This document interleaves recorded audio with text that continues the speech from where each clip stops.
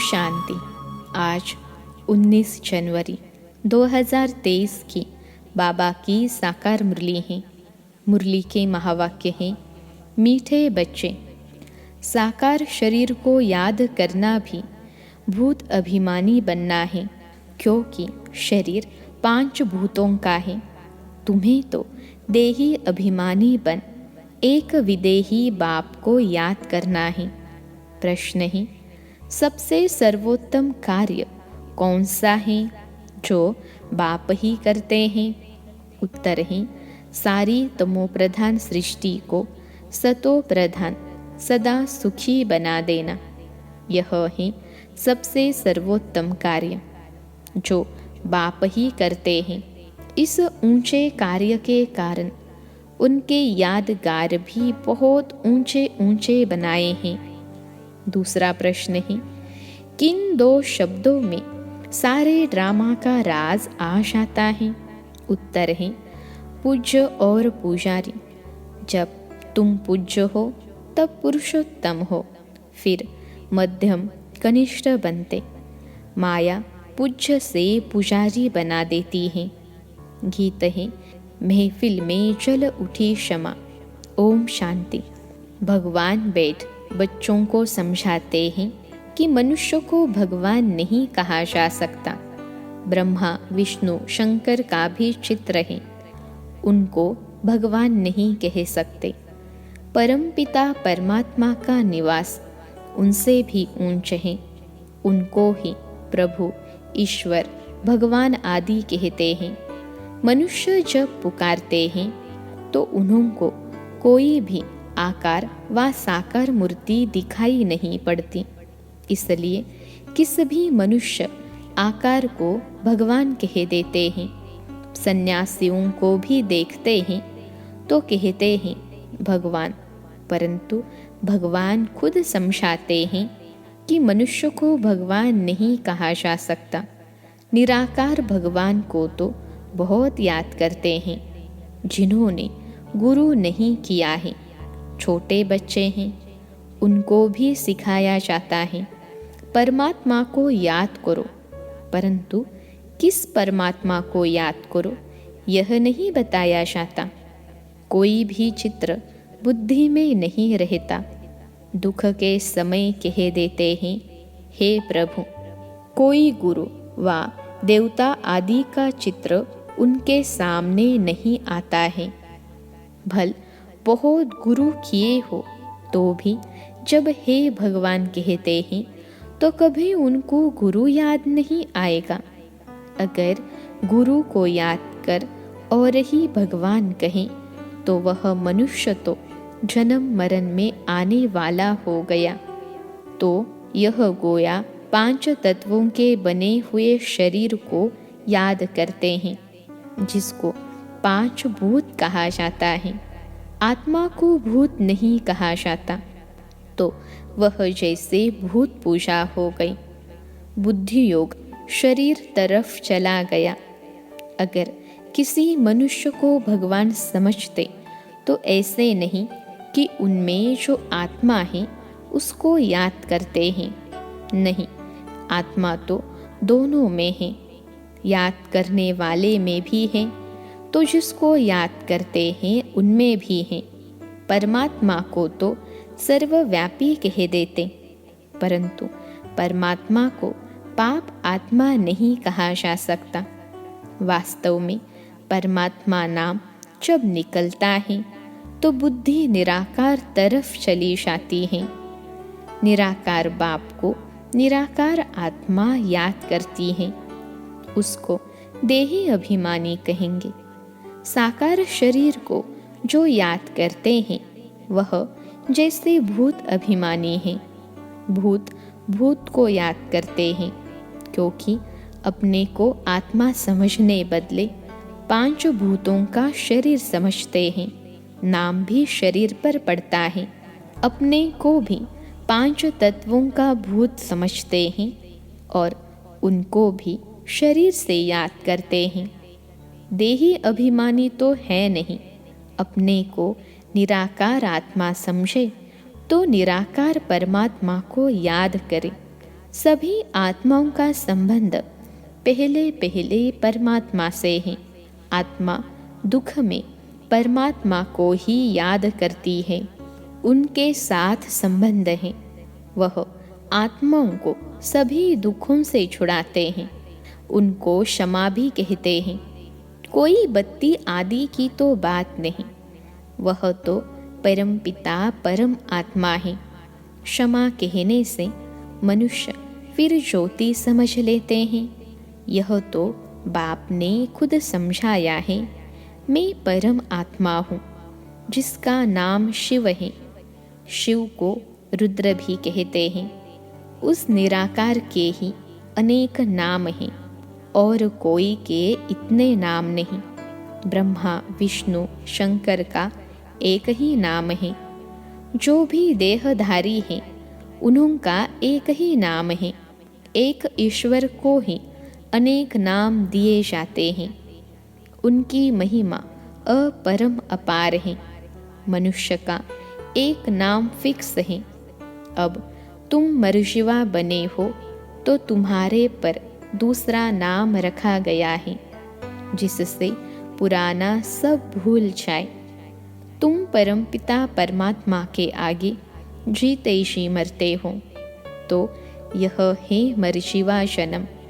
तो ज़रूर मात पिता पास जन्म लिया जाता है। यह गुह्य बातें बाप बेट तुमको समझाते हैं। दुनिया तो शिव को जानती नहीं, ब्रह्मा विष्णु शंकर को जानती है। ब्रह्मा का दिन ब्रह्मा की रात भी कहते हैं। यह भी सिर्फ सुना है, ब्रह्मा द्वारा स्थापना, परंतु कैसे यह नहीं जानते। अब क्रिएटर तो जरूर नया धर्म नई दुनिया रचेगा। ब्रह्मा द्वारा ब्राह्मण कुल ही रचेगा। तुम ब्राह्मण ब्रह्मा को नहीं, परमपिता परमात्मा को याद करते हो, क्योंकि ब्रह्मा द्वारा तुम उनके बने हो। बाहर वाले देह अभिमानी ब्राह्मण ऐसे अपने को ब्रह्मा के बच्चे शिव के पोत्रे नहीं कहेंगे। शिव बाबा जिसकी जयंती भी मनाते हैं, परंतु उनको न जानने कारण उनका कदर नहीं है। उनके मंदिर में जाते हैं, समझते हैं यह ब्रह्मा विष्णु शंकर व लक्ष्मी नारायण तो नहीं है, वह जरूर निराकार परमात्मा है। और सभी एक्टर्स का अपना अपना पार्ट है। पुनर्जन्म लेते हैं तो भी अपना नाम धरते हैं। यह परमपिता परमात्मा एक ही है, जिसका व्यक्त नाम रूप नहीं है, परंतु मूढ़मती मनुष्य समझते नहीं है। परमात्मा का यादगार है तो जरूर वह आया होगा, स्वर्ग रचा होगा, नहीं तो स्वर्ग कौन रचेगा। अब फिर आकर यह रुद्र ज्ञान यज्ञ रचा है। इसको यज्ञ कहा जाता है, क्योंकि इसमें स्वाहा होना होता है। यज्ञ तो बहुत मनुष्य रचते हैं, वह तो सब हैं भक्ति मार्ग के स्थूल यज्ञ। यह परमपिता परमात्मा स्वयं आकर यज्ञ रचते हैं, बच्चों को पढ़ाते हैं। यज्ञ जब रचते हैं तो उसमें भी ब्राह्मण लोग शास्त्र कथाएं आदि सुनाते हैं। यह बाप तो नॉलेजफुल हैं, कहते हैं यह गीता भागवत आदि शास्त्र सभी भक्ति मार्ग के हैं। यह मटेरियल यज्ञ भी भक्ति मार्ग के हैं। यह है ही भक्ति मार्ग का समय। जब कलयुग का अंत आए, तब भक्ति का भी अंत आए, तब ही भगवान आकर मिले, क्योंकि वही भक्ति का फल देने वाला है। उनको ज्ञान सूर्य कहा जाता है। ज्ञान चंद्रमा, ज्ञान सूर्य और ज्ञान लकी सितारे। अच्छा, ज्ञान सूर्य तो है बाप, फिर माता चाहिए ज्ञान चंद्रमा। तो जिस तन में प्रवेश किया है वह हो गई ज्ञान चंद्रमा माता, और बाकी सब हैं, और बाकी सब है बच्चे लकी सितारे। इस हिसाब से जगदम्बा भी लकी स्टार हो गई, क्योंकि बच्चे ठहरे ना। स्टार्स में कोई सब में तीखा भी होता है, वैसे यहाँ भी नंबरवार हैं। वह है स्थूल आकाश के सूर्य, चांद और सितारे, और यह है ज्ञान की बात, जैसे वह पानी की नदियाँ, और यह है ज्ञान की नदियाँ जो ज्ञान सागर से निकली हैं। अब शिव जयंती मनाते हैं, ज़रूर वह सारे सृष्टि का बाप आते हैं, आकर ज़रूर स्वर्ग रचते होंगे। बाप आते ही हैं आदि सनातन देवी देवता धर्म की स्थापना करने, जो प्राय लोप हो गया है। गवर्नमेंट भी कोई धर्म को नहीं मानती है, कहते हैं हमारा कोई धर्म नहीं। यह ठीक कहते हैं। बाप भी कहते हैं भारत का आदि सनातन देवी देवता धर्म प्राय लोप है। धर्म में ताकत रहती है। भारतवासी अपने देवी धर्म में थे तो बहुत सुखी थे। वर्ल्ड ऑलमाइटी अथॉरिटी राज्य था, पुरुषोत्तम राज्य करते थे। श्री लक्ष्मी नारायण को ही पुरुषोत्तम कहा जाता है। नंबरवार ऊंच नीच तो होते हैं, सर्वोत्तम पुरुष, उत्तम पुरुष, मध्यम, कनिष्ठ पुरुष तो होते ही हैं। पहले पहले सभी से सर्वोत्तम पुरुष जो बनते हैं, वही फिर मध्यम, कनिष्ठ बनते हैं। तो लक्ष्मी नारायण ही पुरुषोत्तम, सभी पुरुषों में उत्तम। फिर नीचे उतरते हैं तो देवता से क्षत्रिय, क्षत्रिय से फिर वैश्य, शूद्र, कनिष्ठ बनते हैं। सीता राम को भी पुरुषोत्तम नहीं कहेंगे। सभी राजाओं के राजा सर्वोत्तम सतो प्रधान पुरुषोत्तम हैं लक्ष्मी नारायण। यह सब बातें तुम्हारी बुद्धि में बैठी हैं। कैसे यह सृष्टि का चक्र चलता है। पहले पहले उत्तम, फिर मध्यम, कनिष्ठ बनते हैं। इस समय तो सारी दुनिया तमो प्रधान है, यह बाप समझाते हैं, जिसकी अब जयंती मनाएंगे। तुम बता सकते हो कि आज से 5000 वर्ष पहले परमपिता परमात्मा शिव पधारे थे, नहीं तो शिव जयंती क्यों मनाते। परमपिता परमात्मा ज़रूर बच्चों के लिए सौगात ले आएंगे और ज़रूर सर्वोत्तम कार्य करेंगे। सारी तमो प्रधान सृष्टि को सतो प्रधान सदा सुखी बनाते हैं। जितना ऊंच है उतना ऊंच यादगार भी था, जिस मंदिर को लूट कर ले गए। मनुष्य चढ़ाई करते ही हैं धन के लिए, फॉरेन से भी आए धन के लिए। उस समय भी धन बहुत था, परंतु माया रावण ने भारत को कौड़ी तुल्य बना दिया है। बाप आकर हीरे तुल्य बनाते हैं। ऐसे शिव बाबा को कोई भी नहीं जानते हैं। कह देते सर्वव्यापी हैं। यह कहना भी भूल है। नैया पार करने वाला सद्गुरु एक है, डुबोने वाले अनेक हैं। सभी विषय सागर में डूबे हुए हैं। तब तो कहते हैं इस असार संसार विषय सागर से उस पार ले चलो जहाँ क्षीर सागर है। गाया भी जाता है कि विष्णु क्षीर सागर में रहते थे। स्वर्ग को क्षीर सागर कहा जाता है, जहाँ लक्ष्मी नारायण राज्य करते हैं। बाकी ऐसे नहीं, विष्णु वहाँ क्षीर सागर में विश्राम करते हैं। वो लोग तो बड़ा तालाब बनाकर उसके बीच में विष्णु को रखते हैं। विष्णु भी लंबा चौड़ा बनाते हैं।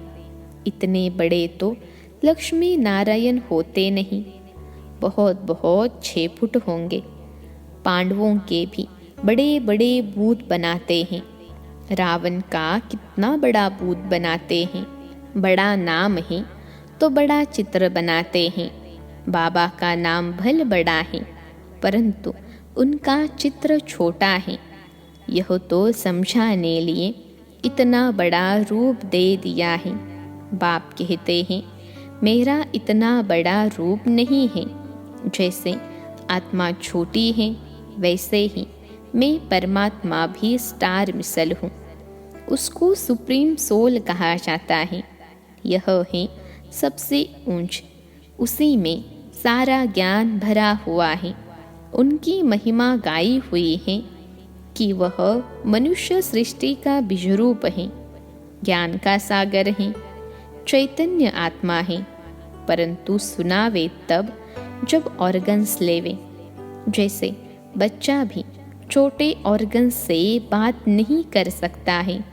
बड़ा होता है तो शास्त्र आदि देखने से अगले संस्कारों की स्मृति आ जाती है। तो बाप बैठ बच्चों को समझाते हैं, मैं फिर से 5000 वर्ष बाद तुमको वही राजयोग सिखाने आया हूँ। श्री कृष्ण ने कोई राजयोग नहीं सिखाया है। उन्होंने तो प्रारब्ध भोगी हैं।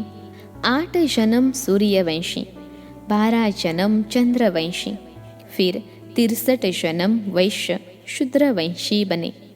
अभी सबका यह अंतिम जन्म है। यह श्री कृष्ण की आत्मा भी सुनती है, तुम भी सुनते हो। यह है संगम युगी ब्राह्मणों का वर्ण। फिर तुम ब्राह्मण से शाकर देवता बनेंगे। ब्राह्मण धर्म, सूर्यवंशी देवता धर्म और चंद्रवंशी क्षत्रिय धर्म, तीनों का स्थापक एक ही परम पिता परमात्मा है। तो तीनों का शास्त्र भी एक होना चाहिए। अलग अलग कोई शास्त्र है नहीं। ब्रह्मा इतना बड़ा सभी का बाप है, प्रजापिता, उनका भी कोई शास्त्र है नहीं। एक गीता में ही भगवानुवाच है, ब्रह्मा भगवानुवाच नहीं है। यह है शिव भगवानुवाच ब्रह्मा द्वारा, जिससे शूद्रों को कन्वर्ट कर ब्राह्मण बनाया जाता है। ब्राह्मण ही देवता, और जो नापास होते हैं वह क्षत्रिय बन जाते हैं। 2 कला कम हो जाती हैं। कितना अच्छी रीति समझाते हैं। ऊंचते ऊंच है परम पिता परमात्मा, फिर ब्रह्मा विष्णु शंकर, उनको भी पुरुषोत्तम नहीं कहेंगे। जो पुरुषोत्तम बनते हैं वही फिर कनिष्ठ भी बनते हैं। मनुष्यों में सर्वोत्तम है लक्ष्मी नारायण, जिसके मंदिर भी हैं, परंतु उनकी महिमा को कोई जानते नहीं है, सिर्फ पूजा करते रहते हैं। अब तुम पुजारी से पूज्य बन रहे हो। माया फिर पुजारी बना देती है। ड्रामा ऐसा बना हुआ है। जब नाटक पूरा होता है तभी मुझे आना पड़ता है। फिर वृद्धि होना भी ऑटोमेटिकली बंद हो जाता है। फिर तुम बच्चों को आकर अपना अपना पार्ट रिपीट करना है। यह परमपिता परमात्मा खुद बैठ समझाते हैं, जिसकी जयंती भक्ति मार्ग में मनाते हैं। यह तो मनाते ही रहेंगे। स्वर्ग में तो कोई की भी जयंती नहीं मनाते हैं। श्री कृष्ण राम आदि की भी जयंती नहीं मनाएंगे। वह तो खुद प्रैक्टिकल में होंगे। यह तो होकर गए हैं, तब मनाते हैं। वहाँ वर्ष वर्ष श्री कृष्ण का बर्थडे नहीं मनाएंगे। वहाँ तो सदैव खुशियाँ हैं ही। बर्थडे क्या मनाएंगे? बच्चे का नाम तो माता पिता ही रखते होंगे। गुरु तो वहाँ होता नहीं। वास्तव में इन बातों का ज्ञान और योग से कोई कनेक्शन नहीं है। बाकी वहाँ की रस्म क्या है सो पूछना होता है। यह तो बाबा कह देंगे, वहाँ के कायदे जो होंगे वह चल पड़ेंगे। तुमको पूछने की क्या दरकार है, पहले मेहनत कर अपना पद प्राप्त कर लो, लायक तो बनो, फिर पूछना। ड्रामा में कोई न कोई कायदा होगा। अच्छा, मीठे मीठे सिखिलते बच्चों प्रति माता पिता बाप दादा का याद प्यार और गुड मॉर्निंग। रूहानी बाप की रूहानी बच्चों को नमस्ते।